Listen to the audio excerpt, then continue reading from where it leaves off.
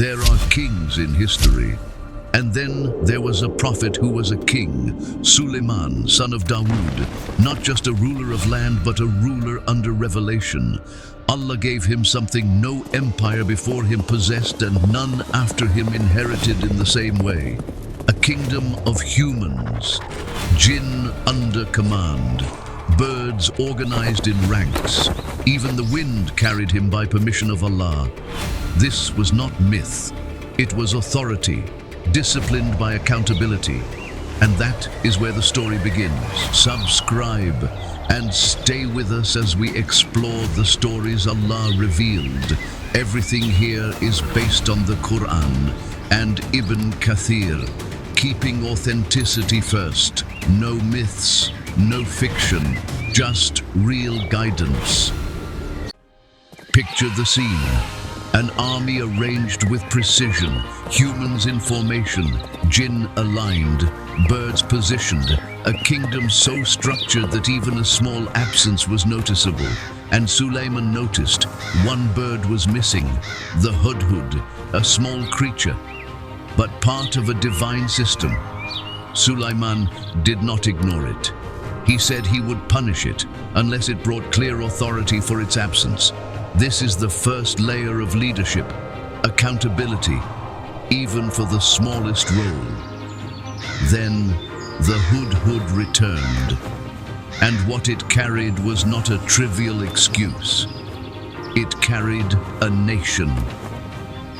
The hudhud said, "I have come to you from Saba with certain information." Saba, a powerful civilization in Yemen, strategically wealthy, politically stable, advanced for its time. And I found a woman ruling over them. Pause there. The Qur'an doesn't mock this. It doesn't insult her. It doesn't belittle her. It states it as fact. She has been given of everything and she possesses a great throne. Power, resources, stability. But then came the problem. I found her and her people prostrating to the sun instead of Allah. This was not about conquest, not expansion, not ego. This was about Tawheed. The corruption was theological. Sulaiman did not send an army, he sent a letter, and it began, "In the name of Allah, the most merciful, the especially merciful." This matters. He did not begin with his title, not with threats, not with dominance. He began with Allah. Then the message, "Do not exalt yourselves against me and come to me in submission." Clear, concise, non-negotiable. Not submission to Sulaiman, submission to Allah. When the letter reached her, the Qur'an does something powerful. It shows us her thinking. She said, "O chiefs, advise me in this matter. I do not decide a matter until you are present." This is political intelligence. Ibn Kathir notes that this demonstrates her wisdom and consultation. She did not panic. She did not react emotionally. She gathered counsel. Her advisors said, "We are strong and possess great might. The command is yours." They leaned toward war, and she responded with realism. Indeed, when kings enter a city, they ruin it and make the honored among its people humbled. That is not fear. That is experience speaking. She understood power politics, and she chose diplomacy. She sent a gift, gold, luxury, diplomatic signaling, a calculated move. If Sulaiman was just another king, he would negotiate. But when the gift arrived, he rejected it. "Do you provide me with wealth? What Allah has given me is better than what He has given you." This was a defining moment. Prophethood does not bend to bribery. He made it clear, if you want peace, it will not be purchased. It will be through submission to Allah. Now the tension rises. She realizes this is not a typical ruler. Before she even began her journey, Sulaiman asked, "Which of you will bring me her throne before they come to me in submission?" A powerful jinn said he could bring it before Sulaiman stood from his place. Then another spoke, one who had knowledge from the book. Asif ibn Barkhia, according to the strongest reported view mentioned by Ibn Kathir, was a righteous man who knew the greatest name of Allah. He said, "I will bring it to you before your glance returns to you, before your blink finishes bidam." And it was there, instant. Now pause. Sulaiman did not smile with pride. He did not boast. He said, "This is from the favor of my Lord to test me, whether I will be grateful or ungrateful." Even miracles are tests. Sulaiman ordered, "Disguise her throne for her. We will see whether she will be guided or be among those who do not recognize."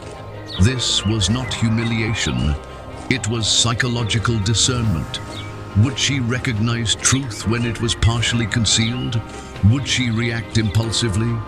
When she arrived, he asked, "Is your throne like this?" Her answer is one of the most intelligent responses recorded in the Qur'an. She said, "It is as though it were it." Not yes, not no.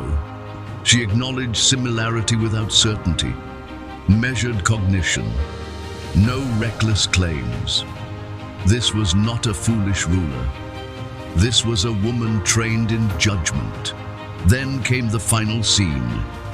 She was invited into the palace. The floor was glass, beneath it flowing water. When she saw it, she thought it was water and lifted her garment. Sulaiman corrected her, "It is a palace paved with glass." The Quran does not sensationalize this moment. It corrects perception. Some early narrations mention rumors about her lineage and Sulaiman wanting to verify them. Ibn Kathir transmits these reports but does not affirm them decisively. The Quran itself does not state such details. And that restraint matters because the focus is not spectacle. It is realization.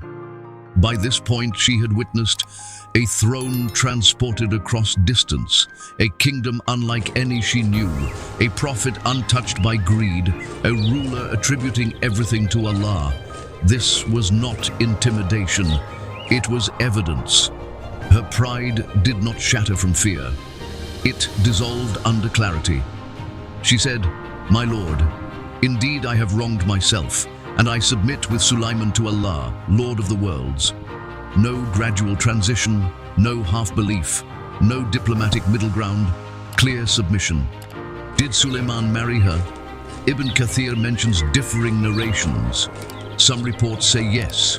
Some say he married her to a ruler in Yemen. Some say she returned to govern her people under Islam. The Quran does not confirm, so we stop where revelation stops. And that discipline is part of knowledge. This story is not about fantasy kingdoms. It is about leadership under revelation.